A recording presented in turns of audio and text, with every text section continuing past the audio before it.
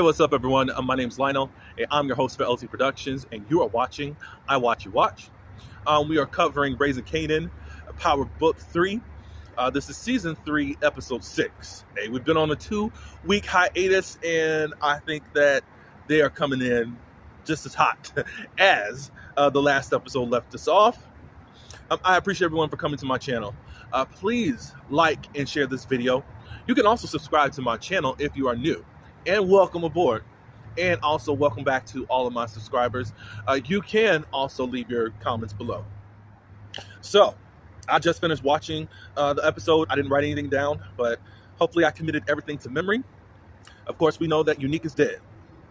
And Ronnie has no shame in his game at this point. So, Rock is returning home. And guess who's at the door? Because she has not seen him in over a week, Neek's girlfriend. Neek pulls a gun out on Rock and basically demanding to know where he is. You must have killed him, blah, blah, blah, blah, blah. And the girlfriend didn't even use the gun that she had, and Rock was able to reverse the thing and throw her to the ground. And she said, the only reason that you're not dead is because I know Neek would not want me to do that.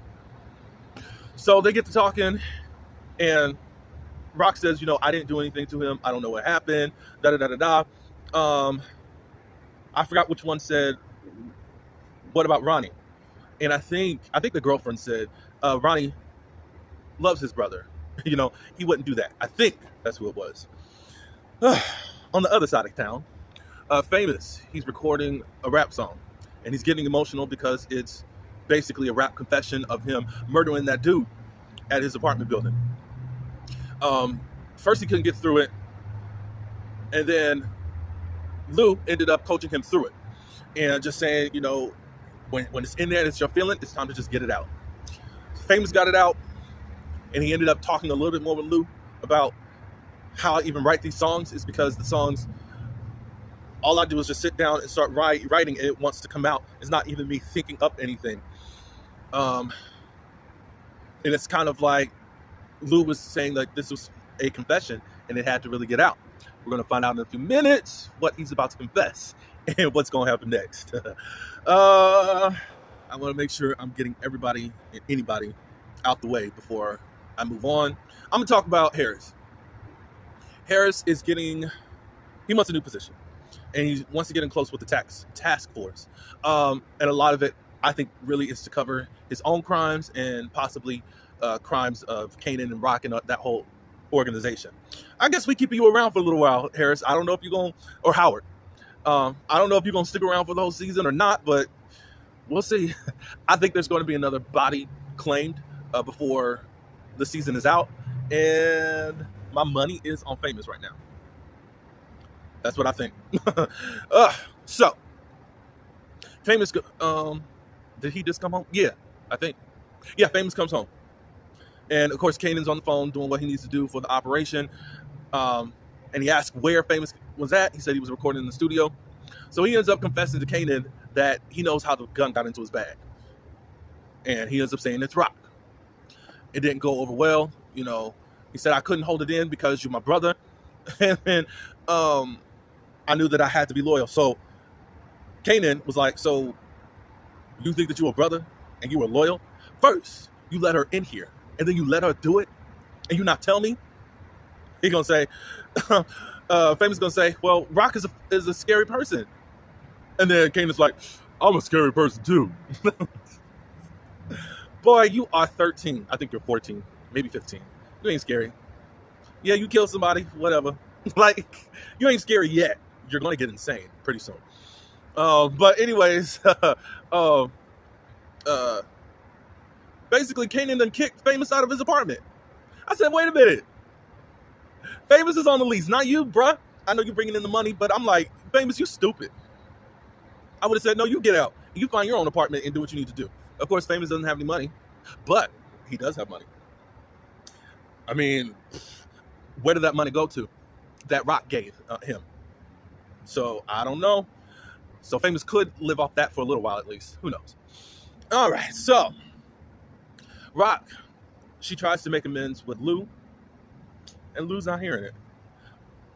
And he tries to put all the blame on Rock as to what happened Um, and Rock's like, look, I was your, well, first, Lou was like, I'm your baby brother, and you made me do all this stuff. And Rock was like, look, okay, but we need to take responsibility and accountability for the actions that we did.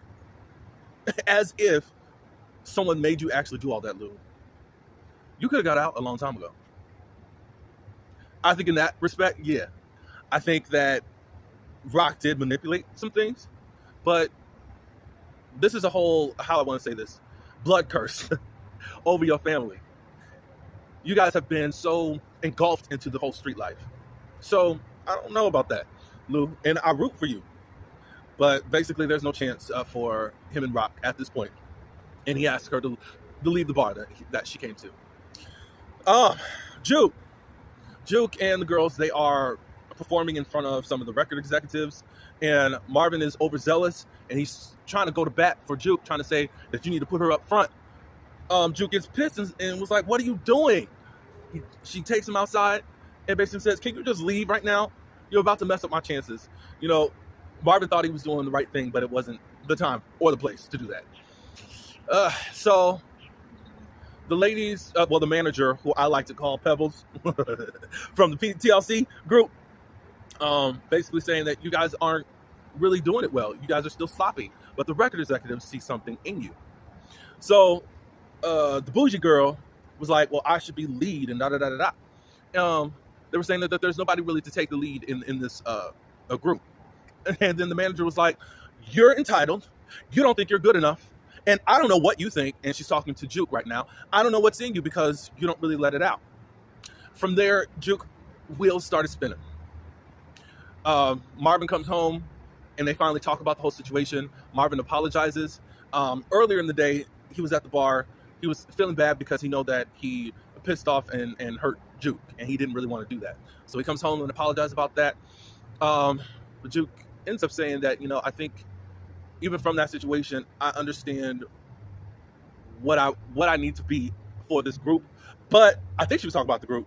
Anyways, she still has the military papers and she's hiding it. I think that Juke is going to go to the military. Singing is not the first priority for her, and she wants to just get out. Oh, let's see what else. Ronnie. Ronnie ends up stealing all of Neek's jewelry. As the girlfriend comes in, and she's like, what are you doing? Neek, that's all Neek's stuff. Where is he? Da-da-da-da-da. He's taking a little, I'm saying this, sabbatical, blah, blah, blah, blah. But he's going to get you, and all this stuff, blah, blah, blah, blah. He ends up pushing her to the floor and taking all of his jewelry. He pawns it to get money. And he goes back to that lady that was at the convenience store, that worked at the convenience store, that has a cousin. Basically, he tells her Nick is gone and has a whole duffel bag full of money.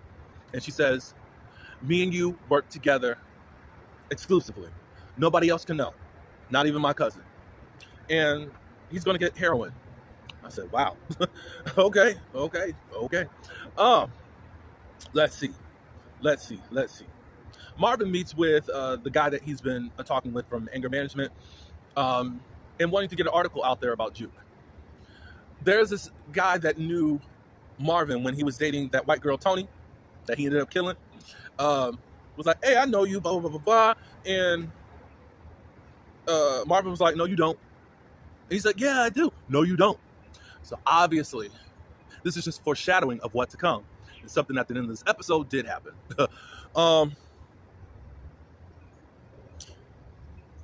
After the whole meeting with Ronnie set up everything, he goes to meet with Kanan. Kanan is doing his thing on the street, right in front of his house. The delivery truck guy that he's in business with is pissed off at Kanan because now the guys only want to work with him exclusively. And Kanan's like, that's not my fault. They're making more money with me. I did not pull them off. They chose to do this. So the delivery guy says, well, I still need workers. And then Kanan was like, it's not like you're not being paid a good hunk of change for this, But anyways, he goes to talk to two guys and said, hey, can you run these deliveries and all that? Of course, they were resistant at first because of the success that they are actually getting. But he said, go and do these deliveries, and I got something for you after you get done. So Ronnie's there. He's standing there. He sees all that stuff. And basically is saying, I need you to come to this party. He's got an opportunity for Kanan. And it looks like they're going to be going to business together. First, Kanan was all resisting. He's like, I got my own shop here. I'm good. It's about to get a lot more dangerous and a lot more serious for Kanan at this point. What else? Before I get to some of the more interesting parts. So since nobody is really caring about Unique, Rock goes to ask Howard, you know anything about Unique? And basically Howard says that he's dead, but they don't have a body. And Rock was like, I guess he's not on the priority list. Like, no, but that's about it. Basically, he thought that Rock knew because he was in competition. Rock said, I'm not even in it anymore, in the business anymore, so he's not my competition. That's not my fight. There was something about, so it looks like you're running scared. And Rock was like, no, there's a difference from being scared and wanting to be aware. Scared bitches will run with their looking over their shoulder. Being aware is knowing what's coming up, being prepared for what's going to come up against you. So, back at her building, she's also the landlord, and I didn't know that part. But I mean, whatever. The roof is leaking, and it's going all over the place. She doesn't know how to deal with it. Marvin comes over, and basically she's like, I'm doing this, but I'm not really good at this. I ain't no landlord. This ain't me. So, after 6 episodes, wink, probably weeks, in the writing universe of Power, she goes to see Stefano along with Marvin, and she says that she wants back in. They know that Nick is dead, and she's going to take his place. And he's like, oh, you're that bold to actually do that to Nick? And she said he would have done it to me, so I might as well get in while I can. Stefano says, yes, you can come back, but there's only one way out. So Rock is back, y'all. Rock is back. So Ronnie invited Kanan to this party. He brings along Juke and also Alicia. That's the girl that is interested in Kanan. However, you know that Juke has a problem with it because she's really interested in the girl. So they party for a little bit. And, of course, Ronnie comes by and says, I need you to meet some people, blah, blah, blah, blah. And Juke was like, no, you don't, Kanan. We need to go. And because all he wants you to meet is some thugger, something about a thug. And Ronnie was like, no, I don't. How you gonna tell me that there's some thugs or something like that? I forgot what the word is, but thug is in it. So she points out this person, and that person. So Juke was trying to get Kanan up out of there. He ends up not going and staying with them. Kanan ends up meeting with the guy, with the actor, Wendell Pierce. First, I was like, why did they have Wendell Pierce on the show? And I've only seen him in 1 episode. But I'm glad that they're actually utilizing him.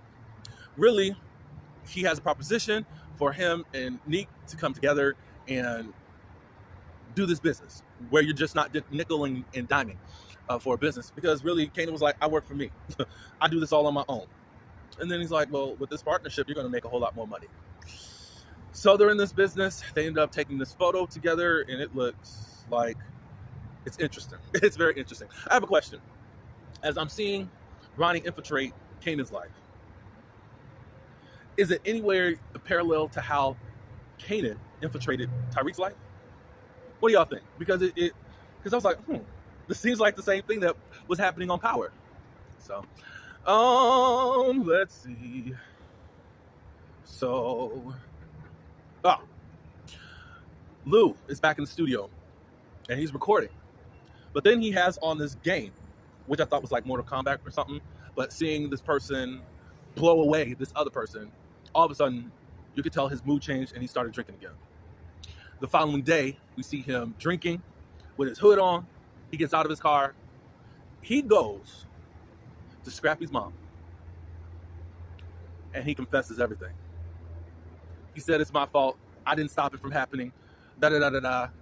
Like, he was so confused. And look, Mr. Malcolm Mays, you did a wonderful job, even in your confession. Like, because you're double talking. One minute, I didn't mean to do it, but I was trying to stop it, but I didn't stop it. I let it happen, and the mom's sitting there. Next episode, if you saw the previews, That's all I can say. Also, the task force is now looking into Marvin. They said this guy's been under our eye all this time and had not even been investigated. The whole thing concerning Tony and that guy that she was seeing in last season that Marvin ended up getting killed is coming back to bite him. So it's like Rock, Marvin, and Lou are about to be under investigation. That is so crazy and wicked. Like, but I love it. It's so much drama. I think that that's all that did happen. Rock's back in the game. People are confessing, and the heat is on. I don't know what's going to happen by the finale. I'm calling that Famous is going to be dead by the finale. Possibly Howard, but I don't know as of yet. We shall see. But that's all I do have. Please leave in the comments what you thought of this episode. And I do want to say that for me, Kanan is less annoying because I can't stand that niglet. But I'm starting to tolerate him. Oh, I forgot one part. The social worker comes by. She's at the door while Kanan and Rock are arguing because Kanan found out through Famous about what he did for the gun. Obviously, I thought Kanan was going to turn on Rock, but I mean, you're going to lose in this whole battle if you do that, Kanan. So, however, the social worker is impressed. She does have to make another visit, but she loves what she's seeing. That was it. But, you know, Rock, you crossed the line. You know, she's like, I know you don't understand right now, but you're going to learn and know why I did what I did, and I did out of love for you, as everybody says when they do certain stuff. But anyways, that's all I do have. Again, please like this video. I do appreciate you for coming to my channel, and also share it. And you can also subscribe. Until next week, or to the next video. Peace.